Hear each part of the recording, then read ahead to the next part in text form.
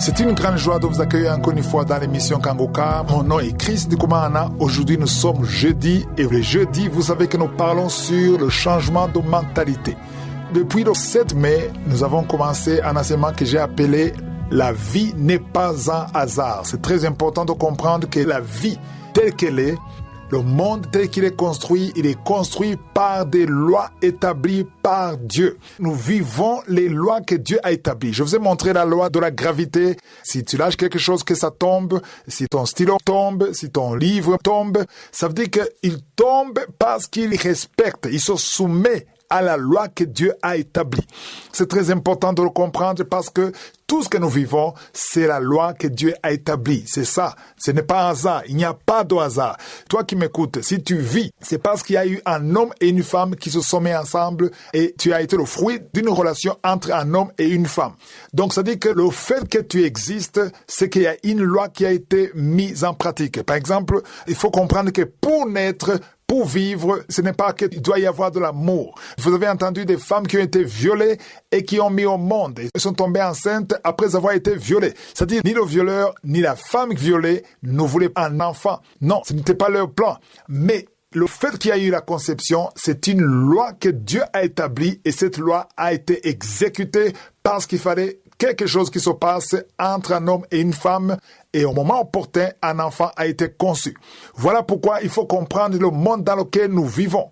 La fois passée, on a vu dans Osée 8, verset 7, où il est dit que ceux qui sèment le vent récoltent la tempête. C'est-à-dire que tu ne récoltes pas ce que tu sèmes. C'est la multiplication de la sémence.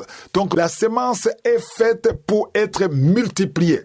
Mais aujourd'hui, nous allons lire dans 2 Corinthiens 9, verset 6. Il est dit, c'est lui qui sème peu, moissonnera peu. Ici, on parle de peu de semences, tu moissonneras peu de fruits. Celui qui sème abondamment moissonnera abondamment. Autrement dit, si tu sèmes beaucoup de semences, tu auras beaucoup de fruits. Alors, maintenant, je dois préciser qu'ici, on ne parle pas seulement de l'argent. Ce n'est pas seulement de l'argent. Tout ce que tu sèmes, pas forcément l'argent, tout ce que tu sèmes, tout acte que tu poses, toute parole est une sémence. C'est ça le message d'aujourd'hui. Donc, ce qu'il faut comprendre, c'est que il y aura toujours la multiplication. Mais ici, il faut comprendre que tu peux avoir beaucoup de choses que tu n'as pas sémé. Donc, ça veut dire que tout ce que tu auras, ça ne veut pas dire que tu as sémé. Il y a des choses que tu peux avoir que tu n'as pas sémé. Mais ici, je ne parle pas de recevoir beaucoup de choses. Je parle de récolter. Il y a la différence entre recevoir quelque chose et récolter quelque chose. Quand on récolte, ça veut dire qu'il y a eu sémence. Ça veut dire que toi qui veux récolter beaucoup de choses dans l'avenir, tu dois apprendre à s'aimer pour avoir beaucoup de choses. Tu ne peux pas vouloir avoir beaucoup de choses alors que tu ne s'aimes pas. Ici, on parle du bien. Donc, quand tu fais le bien, quand tu fais du bien, tu t'occupes de ceux qui n'ont pas les moyens. Tu t'occupes pas seulement d'une personne, tu t'occupes des enfants qui n'ont pas les moyens. Tu vois quelqu'un qui a des problèmes, tu essaies de l'aider, tu as son cœur et tu fais de ça ta vie. Et quand tu fais beaucoup de bien, ça dit que tu es en train de s'aimer. Et plus tard, tu vas récolter ça. Pourquoi? Parce que c'est la loi et les prophètes. C'est une loi que Dieu a établie. Tu fais beaucoup de bien. Tôt ou tard, toi ou ta famille vont finir par récolter le bien que tu as sémé parce que c'est Dieu qui a établi cette loi. Donc cette loi va obéir à un principe qui a été imposé par le Créateur. C'est très important de comprendre ça. Et jeudi de la semaine prochaine, je vais vous montrer un autre verset très important qui nous montre qu'on ne doit pas se lasser de faire le bien et que si nous s'aimons régulièrement et surtout que ça devienne une vie, c'est-à-dire qu'on aura la certitude d'avoir la récolte au temps convenable à condition qu'on ne se relâche pas. Donc, celui qui se relâche, c'est-à-dire qu'il n'a pas encore eu la révélation. Le but de cet enseignement de changement de mentalité, c'est pour que tu changes comment tu vois les choses. Quand tu as la révélation, on n'a pas besoin de te pousser à faire quelque chose. Et tu vas plus te lamenter, tu vas plus accuser qui que ce soit, tu vas comprendre le monde dans lequel tu vis et comment Dieu a créé les choses. Beaucoup de gens qui se lamentent, qui pleurent, qui sont dégoûtés, qui sont pleins d'amertume, c'est uniquement parce qu'ils ne comprennent pas le monde dans lequel nous vivons. Ils ne comprennent pas les lois que Dieu a établies. Voilà pourquoi il faut un changement de mentalité. Et la semaine prochaine, jeudi prochain, je vais encore en parler parce que c'est très important pour la vie d'un enfant de Dieu.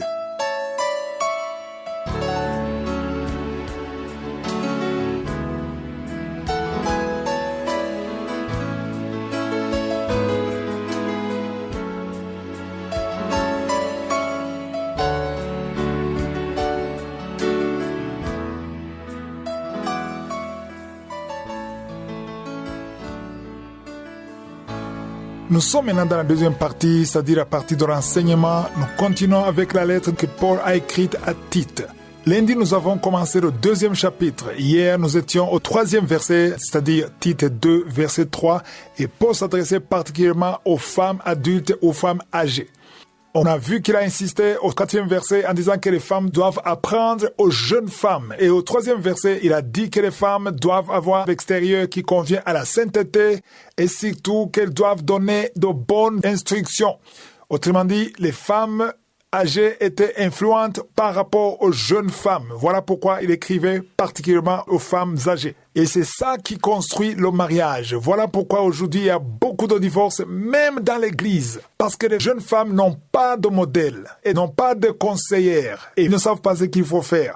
Voilà pourquoi il y a beaucoup de divorces, parce qu'il faut comprendre des choses. L'Internet ne peut pas construire le mariage. L'intelligence artificielle ne peut pas construire le mariage. C'est la sagesse de Dieu qui vient de la part du Saint-Esprit, qui peut construire le mariage. Voilà pourquoi il dit que les femmes âgées doivent instruire aux jeunes femmes comment aimer ou traiter leur mari et aimer leurs enfants. Ce sont des valeurs qu'on néglige et le résultat est là. Trop de divorces, partout. Il y a des mariages qui ne durent même pas une année. Même des pasteurs aujourd'hui divorcent. Pourquoi? Parce qu'on a tourné le dos aux principes de Dieu. Ce que je vous lis ici, ce sont des principes de Dieu. Je ne parle pas de la culture africaine. C'est écrit dans ta Bible. On va voir ce que Pierre a dit. Dans 1 Pierre chapitre 3, le verset 4. Qu'est-ce que Pierre a dit? Il a dit: mais la parure intérieure est cachée dans le cœur, la pureté incorruptible d'un esprit doux et paisible qui est d'un grand prix devant Dieu. Alors ici, Pierre insiste sur la parure intérieure. Avant, on avait parlé de l'extérieur. Maintenant, il parle de l'intérieur qui est caché et surtout dans le cœur. Alors, ça c'est très important et surtout je m'adresse aux jeunes hommes qui veulent fiancer ou les filles qui ne sont pas mariées. Quand tu veux t'engager pour le mariage, pour ton fiancé ou ta fiancée, ne te fie pas à la parure extérieure. Je le répète, la parure extérieure te trompe. Fais attention parce qu'ici il dit la parure intérieure est cachée, c'est dans le cœur. Qui peut voir le cœur? Personne ne peut voir le cœur. Il n'y a que Dieu qui voit le cœur. Voilà pourquoi il faut prier pour ton mariage. Parce qu'il y a des chrétiens qui ne prient pas pour le mariage. Ils s'intéressent à la fille qui l'attire. Parce que d'après toi, tu veux ça, mais tu ne connais pas son cœur. Et Dieu connaît le cœur. Et Dieu connaît la femme qui sera ta femme, qui sera une bonne femme pour toi, ou un bon mari pour toi. Voilà pourquoi il faut faire confiance à Dieu. Il termine le verset 4 en disant, ce qui est d'un grand prix devant Dieu. Donc ça dit qu'il s'intéresse à la perception de Dieu, comparé à la perception des hommes. Parce que les hommes ne voient pas l'intérieur. Les hommes ne voient pas le cœur. Les hommes voient l'aspect extérieur. Parce que beaucoup de gens te disent, moi j'aime une fille qui est comme ça, qui a une taille comme ça, qui a des jambes comme ça, qui a un visage comme ça, qui a un teint comme ça, qui a les yeux comme ça. Et ils décrivent ce qu'ils veulent. Mais ça, c'est juste extérieur. Et ça ne va pas durer. Voilà pourquoi il y a trop de divorces aujourd'hui. Parce que les jeunes sont attirés par l'extérieur, par le physique. Le physique de la fille, c'est pas ça. Le physique change, mais le cœur se renouvelle. C'est ça la différence. Et les filles aujourd'hui sont intéressées par un jeune homme qui a les moyens, qui a la stabilité financière. Et ça, c'est une grosse erreur. Parce que la plupart des divorces aujourd'hui, ce sont des couples qui ont les moyens, même les milliardaires. L'homme le plus riche du monde aujourd'hui, il est divorcé. Vous connaissez les noms. Tous les milliardaires que vous connaissez qui sont au plafond, ils sont divorcés parce que l'argent ne construit pas le mariage. C'est la sagesse de Dieu qui construit le mariage.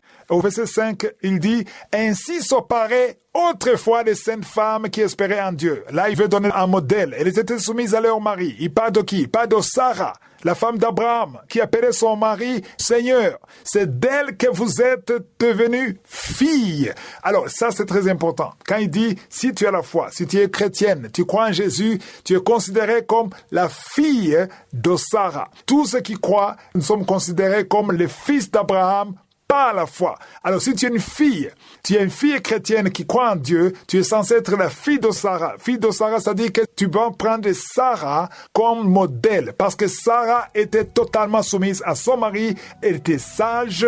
Elle n'est pas là pour te conseiller, mais tu peux la prendre comme un modèle. C'est ça qui est très important. C'est ça le message ici. Donc, il montre qu'il faut vous inspirer sur les femmes qui ont réussi.